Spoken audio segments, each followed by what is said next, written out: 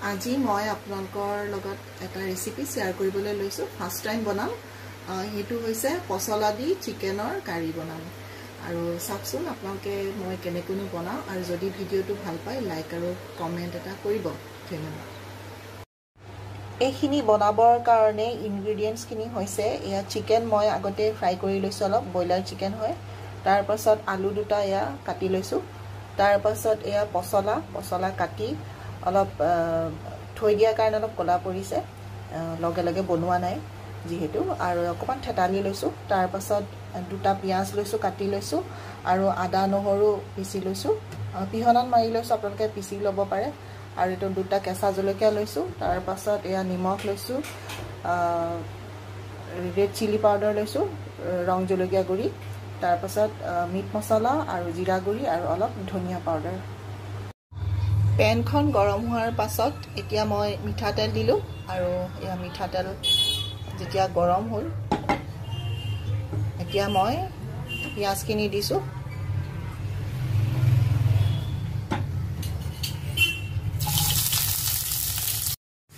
পিয়াজখিনি ৰঙচুৱা হোৱাৰ পাছত এতিয়া মই হালধি আৰু জলকীয়া গুৰি দিলো ৰং জলকীয়া গুৰি এনেকে অকমান মজাই দিছো তাৰ পাছত মই নিমখ দিম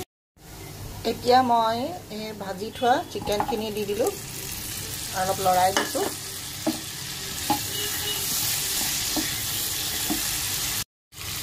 তাৰ পাছত মই গুটে মছলাখিনি ইয়াতে দি দিলো জিৰা ধনিয়া তাৰ পাছত মিট মছলা গুটেখিনি ইয়াতে দি দিলে এতিয়া ভালকৈ লৰাই দিছো যাতে গুটে মছলাখিনি লগত মিলি যায় তাৰ পাছত মই এয়া আলুখিনি দি দিছো আলু লগতে দি দিছো কাৰণ চিকেনখিনি সিজাই আছে অলপ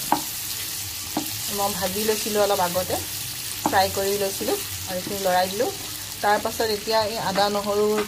যিখিনি দেখাইছিলো আপোনালোকক আদা নহৰু পিহি লৈছিলো এইখিনি দি দিছো এইখিনি দি দিছো আৰু এতিয়া ভালকৈ লৰাই দিম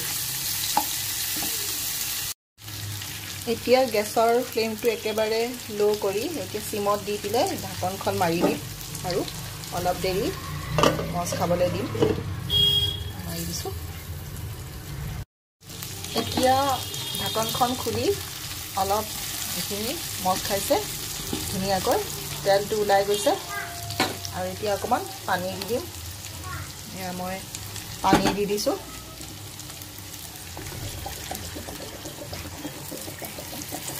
অলপ পানী দি অকমান গেছটো বঢ়াই দিম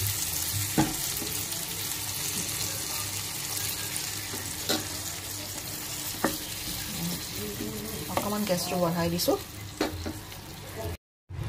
চিকেন আৰু আলু সিজাৰ পাছত এই কাটি থোৱা পচলাখিনি মই গুটেখিনি দি দিলো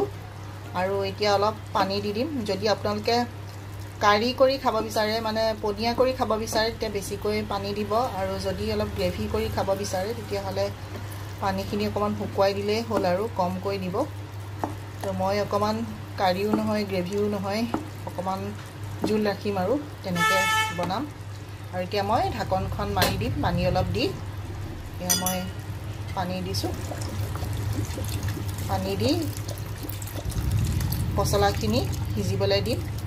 সৰকে দি দিছো আৰু দি অকমান গেছটো বঢ়াই তাৰ পাছত মই যেতিয়া উতলিব তাৰ পাছত মই গেছটো কমাই বিলে ঢাকনখন মাৰি সিমত দি অকমান পানীখিনি কমিব দিম আৰু পচলাখিনি সিজিব দিম মোৰ পচলা দি বনোৱা এয়া চিকেন কাৰি ৰেডি হৈ গল এয়া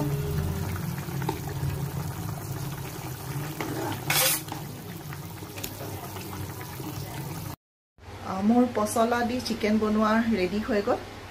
আৰু আপোনালোকো যদি মোৰ বনোৱাটো অকমান গণ্ডগোল হৈছে কাৰেক্ট কৰিব বুলি আশা ৰাখিলো ধন্যবাদ